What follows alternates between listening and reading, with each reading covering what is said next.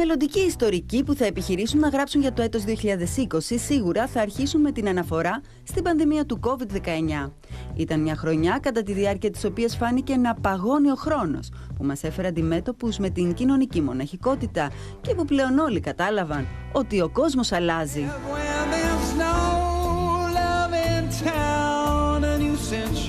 Η εκλογή της πρώτης γυναίκας στο αξίωμα του Προέδρου της Δημοκρατίας της Ελλάδας τον Ιανουάριο του 2020 αποτέλεσε μία από τις πιο καλές ειδήσεις του έτους. Η πρόεδρος Κατερίνα Σακελαροπούλου, έχοντας μια λαμπρή πορεία ως ανώτατη δικαστικός και πρόεδρος του Συμβουλίου Επικρατείας, εξελέγει από τη Βουλή με 261 ψήφους.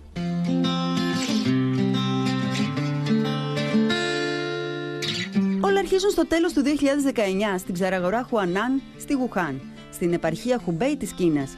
Η σχέση με την αγορά είναι αυτό που έχουν κοινό οι πρώτοι ασθενείς που θα παρουσιάσουν συμπτώματα μιας μυστηριώδους λίμωξης του αναπνευστικού που δεν υποχωρεί. Λίγο αργότερα, εκατοντάδες άνθρωποι θα έχουν μολυνθεί. Θα σημειωθούν οι πρώτοι θάνατοι. Στην Ευρώπη, το πρώτο θύμα της πανδημίας είναι ένας 60χρονος άνδρας στο Παρίσι στις 14 Φεβρουαρίου. Η Λομβαρδία, όπου ανήκει το Μπέργαμο, επλήγει όσο καμία άλλη περιφέρεια της Ευρώπης, μετρώντας πάνω από 16.000 νεκρούς, ενώ στην Ελλάδα ο ιός εμφανίστηκε και εξαπλώθηκε στο τέλος Φεβρουαρίου και έπειτα, με τις ελληνικές αρχές να ανακοινώνουν στις 12 Μαρτίου τον πρώτο θάνατο από κορονοϊό, έναν 66χρονο που είχε επισκεφθεί το Ισραήλ και την Αίγυπτο τον προηγούμενο μήνα.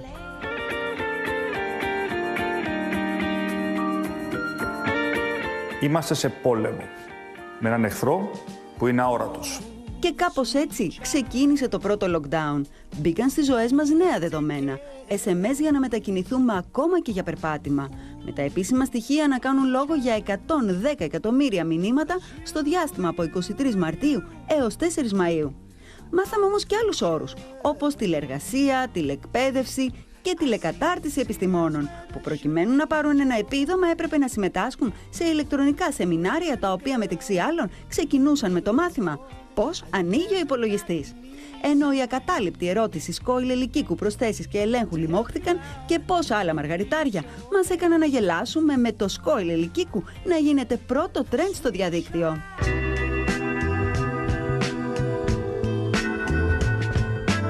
Μια τηλεδιάσκεψη του Πρωθυπουργού της Ιαπωνίας με τον πρόεδρο της Διεθνούς Ολυμπιακής Επιτροπής και τον πρόεδρο της Οργανωτικής Επιτροπής Τόκιο 2020 έβαλε τέλος στην αγωνία χιλιάδων αθλητών και φιλάθλων. Για πρώτη φορά οι Ολυμπιακοί Αγώνες αναβάλλονται, αν και είχαν ακυρωθεί αρκετές φορές στη διάρκεια των 2 παγκοσμίων πολέμων.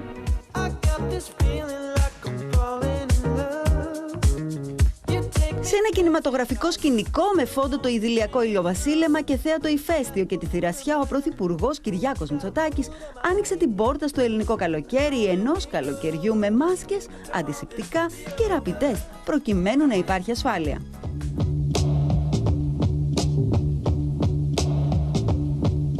Πένθυμα χτύπησαν οι καμπάνες σε όλη την Ελλάδα μετά την απόφαση της Τουρκίας να μετατρέψει σε τζαμί την Αγία Σοφιά μετά από 86 χρόνια.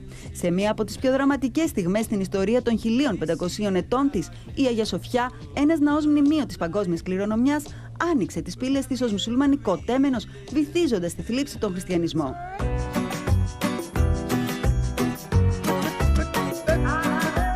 Μάθαμε να ζούμε με τον κορονοϊό και κάπως έτσι ήρθε και ο Σεπτέμβρης. Τα σχολεία άνοιξαν, τα παιδιά χάρηκαν, αλλά και οι social mediάδες ξεσπάθωσαν με τις μάσκες αλεξίπτωτα που δόθηκαν στους μαθητές.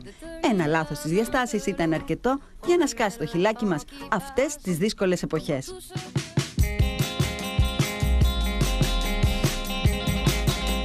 Το 2020 δυστυχώς είπαμε το αντίο και σε εμβληματικές προσωπικότητες όπως αυτή του Μανώλη Γλέζου. Σύμβολο αγώνα και αντίστασης κατά της γερμανικής κατοχής, μαζί με τον Απόστολο Σάντα κατέβασαν το Μάιο του 1941 τη σημαία της ναζιστικής Γερμανίας από τον βράχο της Ακρόπολης, σε μια πράξη που θεωρείται από τις κορυφαίες αντιστασιακές ενέργειες σε όλη την Ευρώπη. Ο Κώστας Βουτσάς, ο σπουδαίος Έλληνας ηθοποιός, έφυγε για το μεγάλο ταξίδι. Γοητευτικός, πληθωρικός, με στόφα μεγάλου ηθοποιού, ο Κώστας Βουτσάς διάγραψε τεράστια επιτυχημένη καριέρα 70 ετών, ενώ ακόμα σημαδεύει τα τηλεοπτικά μας βράδια με το αυθόρμητο επιφώνημα του Fist Boeing. Το 2020 σίγασε για πάντα και η βελούδινη φωνή του λαϊκού μας τραγουδιστή Γιάννη Πουλόπουλου, ενώ δάκρυσε ο πλανήτης την είδηση του θανάτου του κορυφαίου ποδοσφαιριστή, του θεού της ασπρόμαυρης μπάλας, Διέκο Μαραντόνα.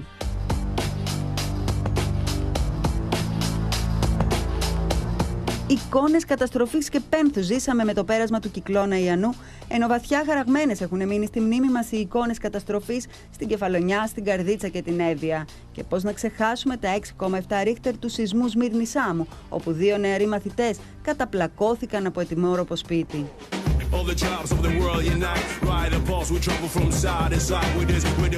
Μετά από ένα εκλογικό θρίλερ ημερών, η Αμερική αποχαιρέτησε τον Ντόναλντ Τραμπ.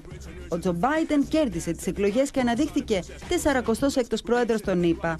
Ο διεθνής τύπος υποδέχτηκε την είδηση με τίτλους όπως «Μια νέα αυγή για την Αμερική» ή «Έφτασε η ώρα η Αμερική να θεραπευθεί», επισημαίνοντας βέβαια και την επιτυχία της Κάμαλα Χάρις, της πρώτης γυναίκας που εκλέγεται αντιπρόεδρος των ΗΠΑ.